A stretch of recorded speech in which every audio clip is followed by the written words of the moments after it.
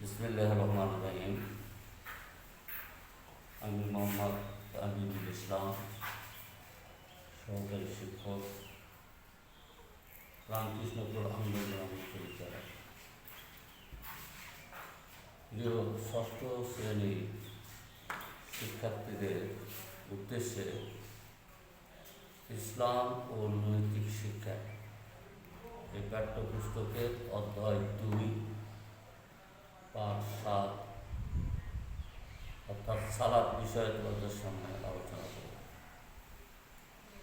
প্রিয় শিক্ষার্থী, সালাত আরবি শব্দ, এর আবিধানিক অর্থ দোয়া, রহমান, ক্ষমা, প্রার্থনা ইত্যাদি।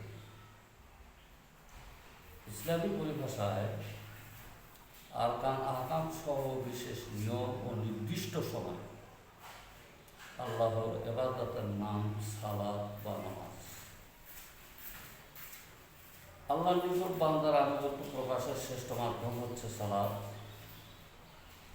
ইসলাম 5টি রোকন বা স্তম্ভের মধ্যে নামাজ তৃতীয় গুরুত্বপূর্ণ রকম।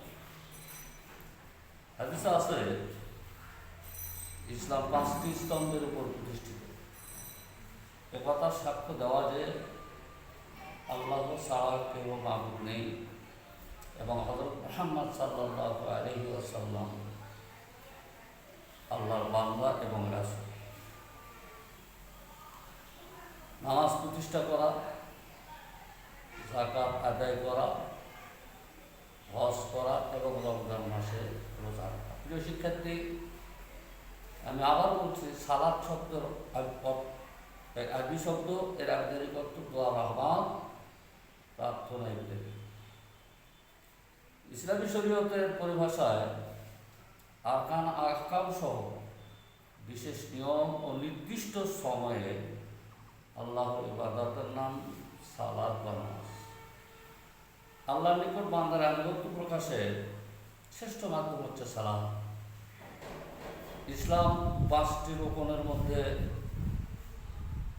প্রতিষ্ঠিত। একথা সাক্ষ্য দেওয়া যে আল্লাহ ছাড়া কেউ মাবুদ নেই, হযরত মুহাম্মদ সাল্লাল্লাহু আলাইহি ওয়াসাল্লাম আল্লাহর বান্দা ও রাসূল। নামাজ প্রতিষ্ঠা করা, যাকাত আদায় করা, হজ করা এবং রমজান মাসে রোজা রাখা।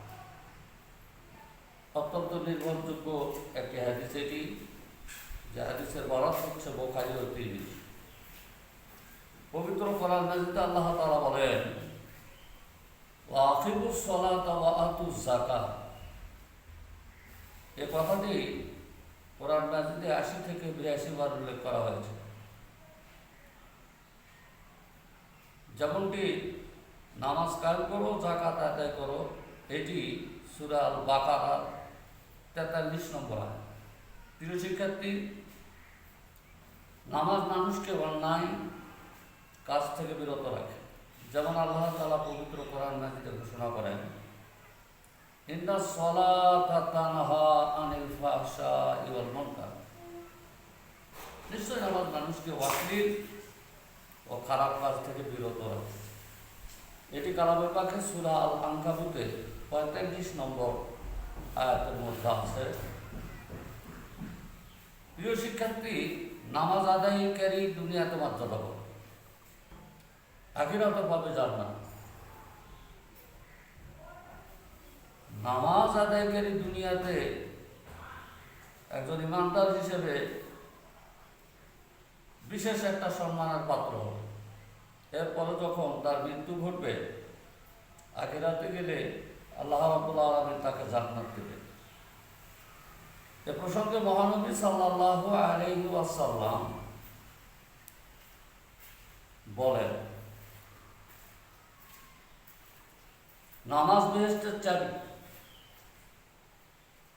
কারো হাতে কোনো ঘরের চাবি থাকলে যেমন অতি সহজে ঘরে প্রবেশ করতে পারে, তেমনি ভাবে যে ব্যক্তি নামাজ কায়েম করে সে অতি সহজে জান্নাতে প্রবেশ করতে পারে।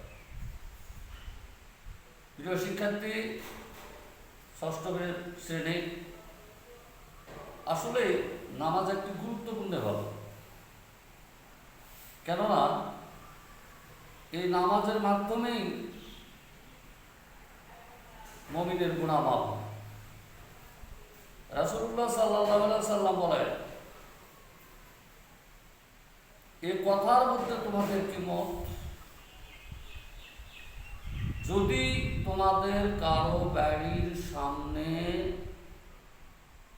একটি প্রবাহিত নদী থাকে, যার মধ্যে সে প্রতিদিন 5 বার গোসল করে, তাহলে তার দেহে কোনো ময়লা বাকি থাকবে কি? সাহাবীগণ রাসূলুল্লাহ সাল্লাল্লাহু আলাইহি সাল্লামকে বললেন, তার কোনো ময়লা বাকি থাকবে না।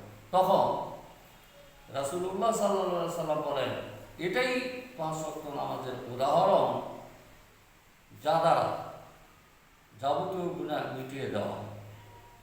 এটা একটি নির্ভরযোগ্য হাদিস, যে হাদিসের বরাত হচ্ছে বুখারী ও মুসলিম। মহানবী সাল্লাল্লাহু আলাইহি সাল্লাম সালাত বিষয়ে আরো, যে ব্যক্তি নামাজের হেফাজত করবে, অর্থাৎ যে ব্যক্তি নামাজ দৈনন্দিন জীবনে নিয়মিত আদায় করবে, কিয়ামতের দিন এই নামাজ তার জন্য নূর, দলিল ও নাজাত। আর যে ব্যক্তি নামাজের হেফাজত করবে না, কিয়ামতের দিন তার জন্য নামাজ নূর বা দলিল ও নাজাত হবে না, বরং তার হাসর হবে কারুন, ফিরআউন, হামান, উভয় ইবনে খালদ। হাদিসের বরাত হচ্ছে আহমদ ও দারিমি। প্রিয় শিক্ষার্থী, নামাজের কিছু বৈজ্ঞানিক পদ্ধতি আছে। একজন ব্যক্তি নামাজ পড়তে আসলে প্রথমত যে সালাত আদায় করবে, সে সালাতের নিয়ত করতে হবে আগে। এরপরে সানা আউযুবিল্লাহ বিসমিল্লাহ পাঠের পর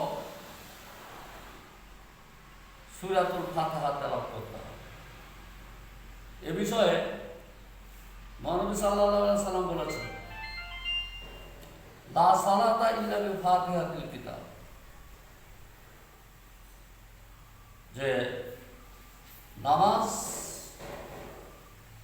যারা আদায় করবে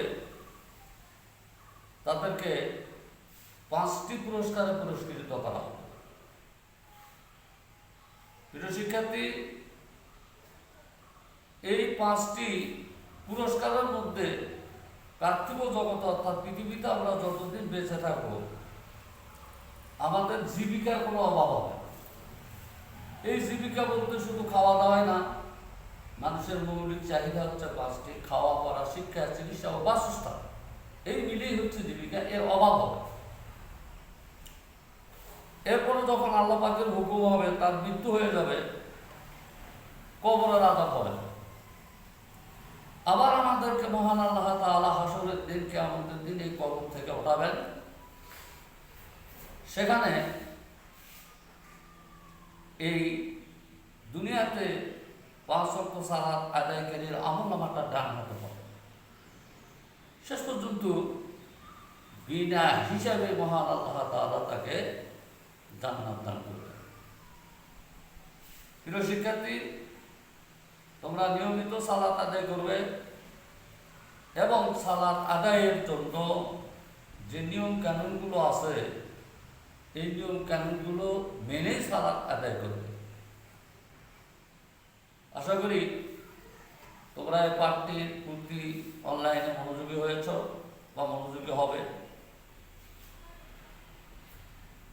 এ প্রসঙ্গে যখন বাড়িতে এই পাঠের উপরে আলোচনা করবে, তখন এই নামাজ মানুষকে যে অশ্লীল এবং খারাপ কাজ থেকে ফেরায়, এই পাঠের মধ্য থেকে তোমাদেরকে এটা বাইর করে দিতে হবে।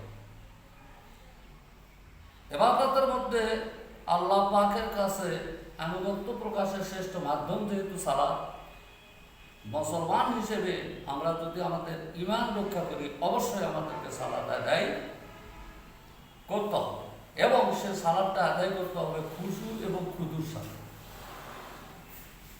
বিনয় এবং নম্রের সাথে সালাত আদায় করতে হবে। আর সকল নামাজের হেফাজত করতে হবে।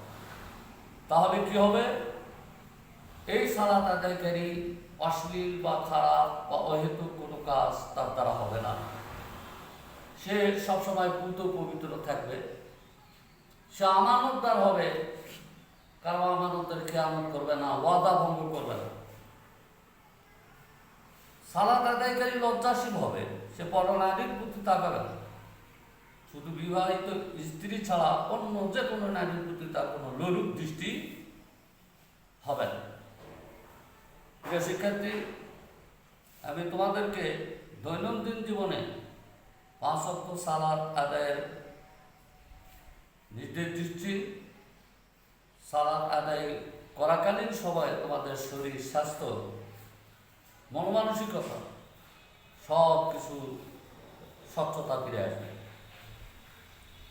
আশা করি তোমরা এই পাঠটি বাড়িতে পড়বে এবং এর উপর থেকে কি কি প্রশ্ন হতে পারে এই প্রশ্নগুলো উদ্ধার করবে।